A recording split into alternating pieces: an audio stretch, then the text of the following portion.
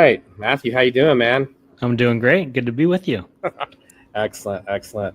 So this is Bestseller Live. I'm Rhett Power. Cynthia, my brilliant co-host, is off today, but I've got Matthew Missimer here with me. Matthew is someone I've gotten to know over the probably a year or so now, and he's got a new book called The Paradox of Having Your Shit Together. He's the CEO of the Motion of Gratitude.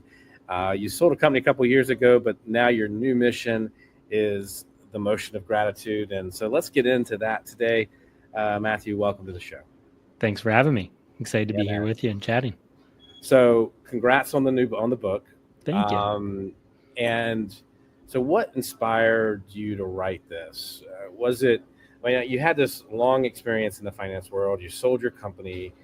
What was the sort of motivation to go down this road and start working with people and creating a program for gratitude? Why did that become the mission, and why the book? Well, the book, I feel like it was part of the personal healing journey to actually write it. From the age of 12 until 33, I chased money. And my analogy is I was chasing a unicorn up a mountain. I got to the top of that first mountain. There was no unicorn, and there was a bigger one on the other side, which for me was fatherhood and having a good marriage. And I wanted to, write these words to potentially expedite those fallacies for some young people as they're starting off in their careers. Okay. And so who is the book for? So the book's for, I've always enjoyed fables. One of my favorite books is The Alchemist. Yeah. And I really liked reading those types of books as I was coming up. And I wanted to write a book that shared my spiritual journey in a playful way, but also it is a cautionary tale. Mm-hmm. And I wanted to share to an audience of people who are feeling like they're going through the motions in life, mm-hmm. and they're looking for ways to find themselves or find what's next. And it could be a tool for them to read to potentially learn that the path that I went down might be good or bad. Yeah, I hear you there. How did your 16 years in finance and chasing money, as you said, how did that shape you? Like what you came out of that? Did you need to go through that to get to where you are today? Was that a path you had to go down first, you think? I think so. Absolutely. So I joined the financial company that I was a part of through a top 10 internship in the country when I was 19. I was a sophomore in college at St. Joe's in Philadelphia. And I really just signed up for the internship as a resume builder, but I had always wanted to be a Wall Street guy. I thought, okay, if I make a lot of money, life will be good. And everyone does it in New York, so I'll do that. And fast forward to today, the company that I'm building today around teaching people the power of gratitude, I work a lot in corporate spaces, and there's a level of respect from my background that allows me to get in those doors. Yeah. Because I can speak a language from that past life in finance to drive home a point around the healing journey and the work that I do today. What is that? The work I do today? Yeah. So I teach people to live, love, and parent consciously. And what that means is, well, it starts with ourselves. We have to love ourselves first so that we can show up for others. And how do we connect? And I've studied many spiritual practices, and I believe that many of them, the destination is gratitude, but not this #blessed or the thought of gratitude, the actual feeling of gratitude dropping from your head back to your heart. And I want to teach as many people as possible how to love themselves again so they can show up and serve. And I believe we have a massive challenge in our country right now with caregivers. And they're showing up with empty tanks to take care of people. Yeah, for sure. For sure. You talk about in the book sort of the paradox of outward success versus inner fulfillment. Can you share an example of that from your own life? Oh, absolutely. I think why don't we walk down the materialistic path first? I was always that guy that showed up in the nice car. Once I had success, right? You show up in the nice car, you've got the nice watch, you've got the nice suit, and people perceive you to be doing well. Mm-hmm. But there's an internal journey that's going on that if you're chasing the wrong things, then you're just constantly, what's next? What's next? What's next?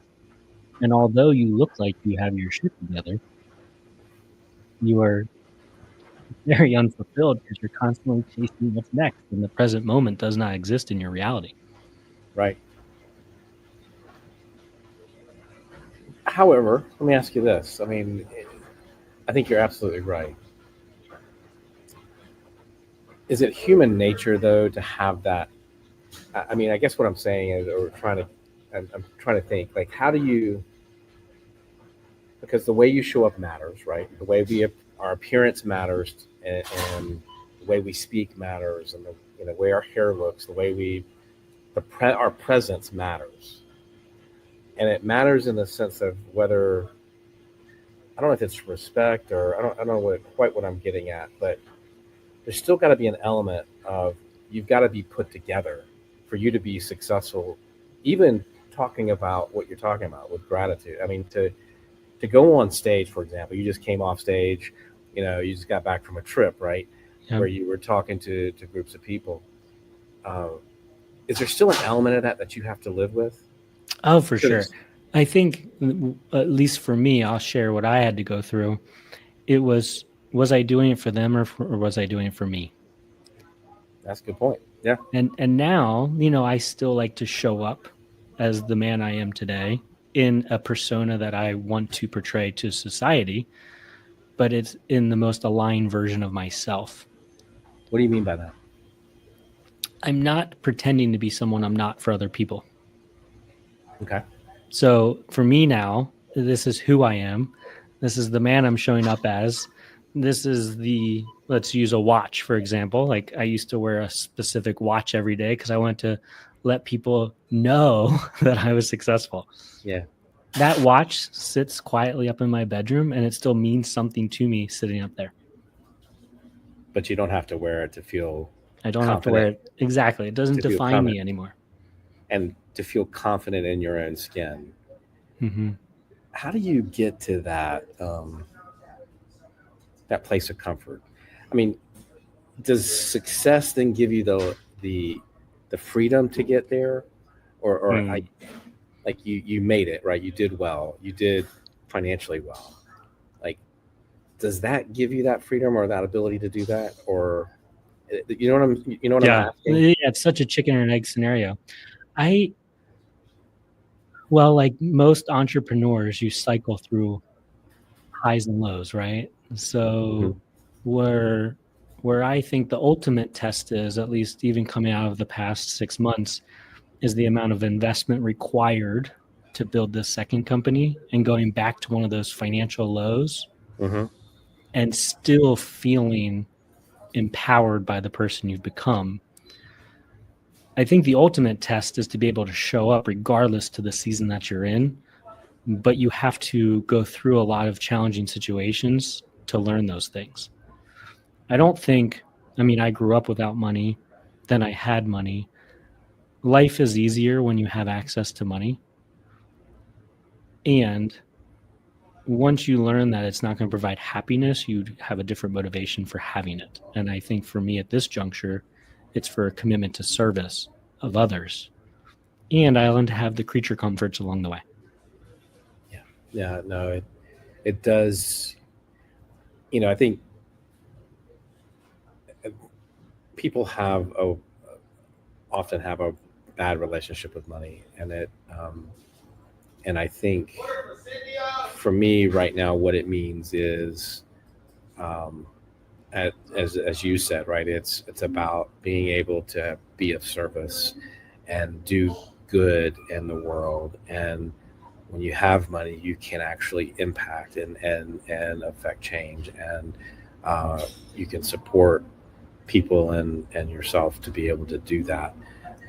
So it is an interesting transition that you've made here, right? Where you have a different relationship with money and it means something different. Talk about, I'm so fascinated by this concept that you have of gratosis. Talk about that a little bit. Yes.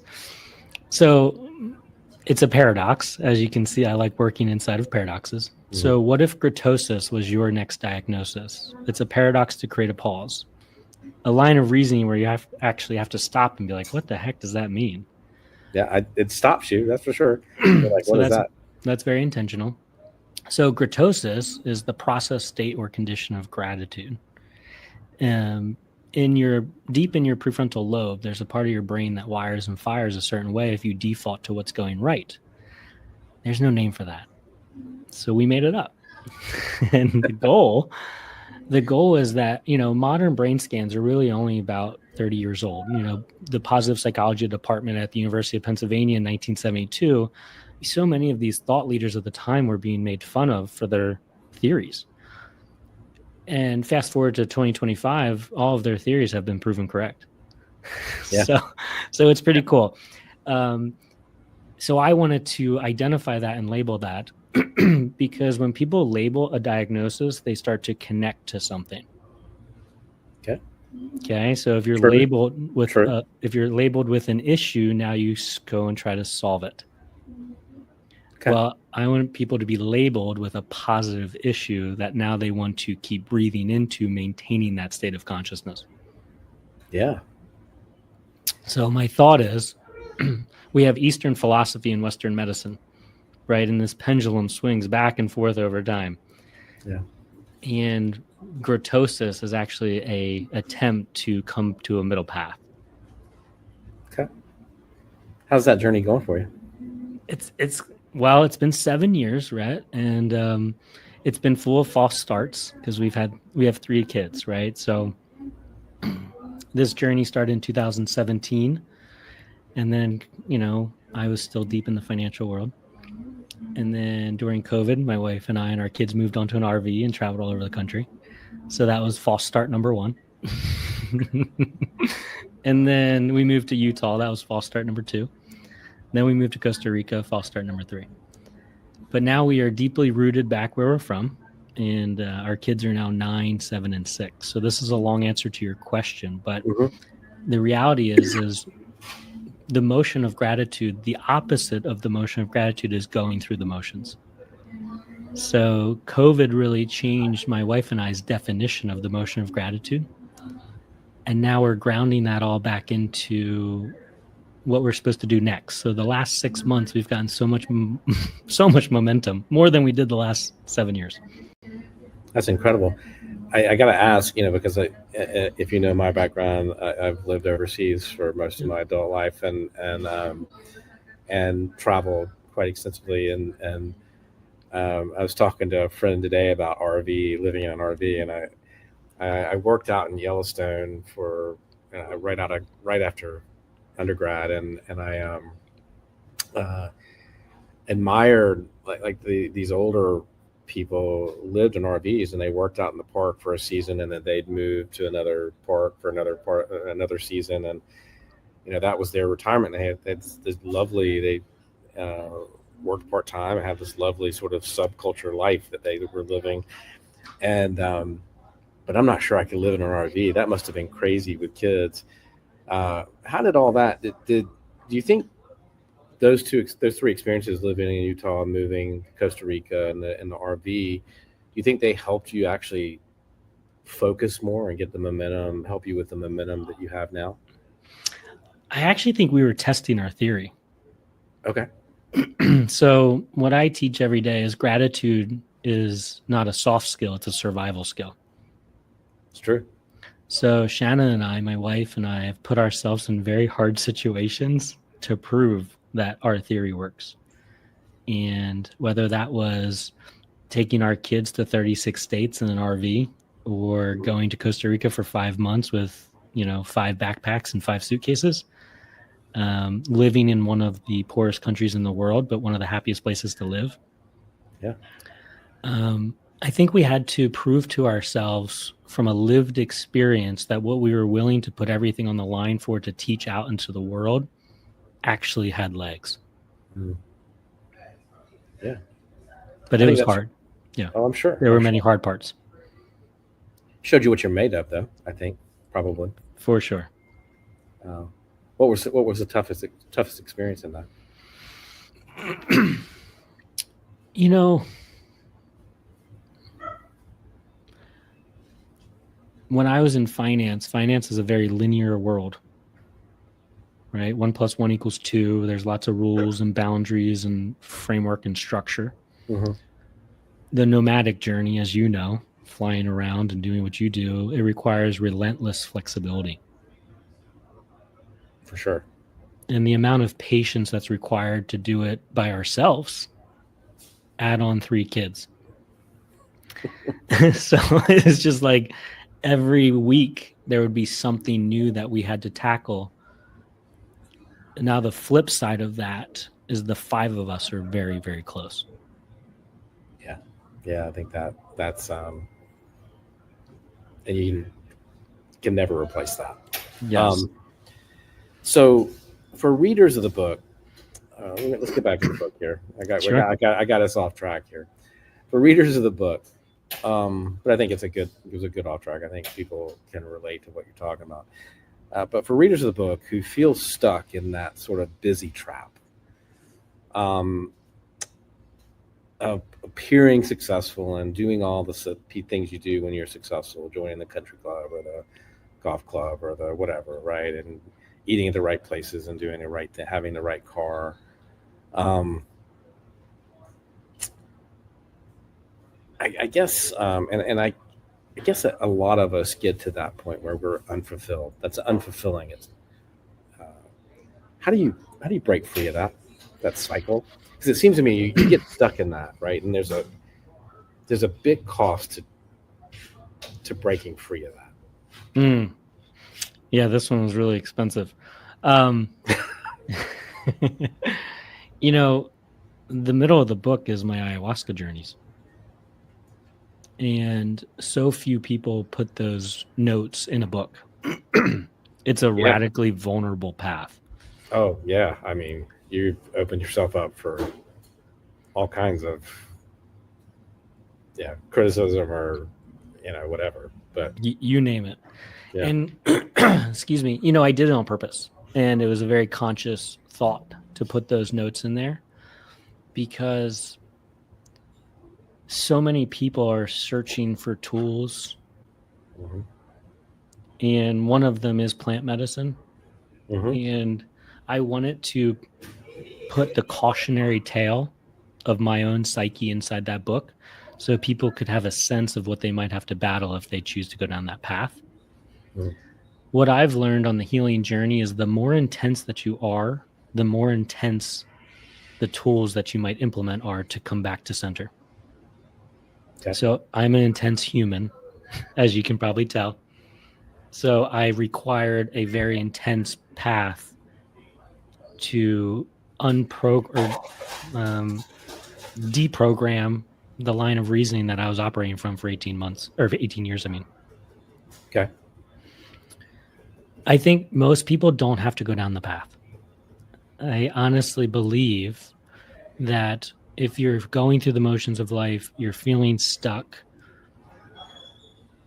If you surround yourself with the right people, there's a much gentler approach to cracking open to finding your way. Where do you find that network? Yeah. Those people, because that seems like, and I think you're right. But I think one of the challenges, I mean, you and I are part of a community, but I feel like that's really hard for a lot of people to find the people that can help them through that, support them through that, where you can it's safe to have that conversation. Yes, and specifically where you live in the world, really determines how safe it is to have that conversation. For sure. For sure. For sure. And even here in the United States, I mean, in the Northeast, it's a much more, I think a good word might be closed, appropriate culture. versus living in Costa Rica, where it's more wide open. People are sharing their thoughts and their feelings very openly. Yeah. So I think finding your tribe is critical and hard. I've struggled with that, Rhett. Now we belong to a community that feels very aligned, and I'm grateful for that. Because it's been such a challenge to find, Shanna and I wanted to create one grounded in gratitude and create a safe place for people to show up and share their story in a community that's, we all wear bracelets. It's just it's a positive gratitude anchor. So like my dream is you're at the airport one day, you're sitting at the bar having your dinner, and you see someone else wearing this bracelet, and there's a connection point. Yeah. Beautiful. That's the goal. Beautiful. That's great. For you, is this your like life's mission now, your final life's mission, besides the kids and the family and be a great partner? And is this what you want to do forever? Yes. But the beauty of the motion of gratitude is it has 4 different verticals. So it's very, we work in corporate spaces, we work in financial literacy, we work in schools and with veterans. So the overarching organization has so much beautiful diversity that allows me to spend time with so many diverse humans. So yes, this is the mission, and what it looks like each week tends to be very diverse. So I think it's going to keep me busy for a long time. That's a good thing. Yes. What is, if there are 3 takeaways you want people to have from the book, what are they? So the first is it's a story of my journey. And it's intended to walk you through in 3 parts. Part 1 is what were the paradoxes I had to learn. Part 2 is how did I reframe those through the ayahuasca journey. And then part 3, which is most important, is how do you integrate that information into the new version of yourself. So 1 is it's a story. It's meant to be a walk with me. 2 is it's a cautionary story of plant medicine should be very, very respected.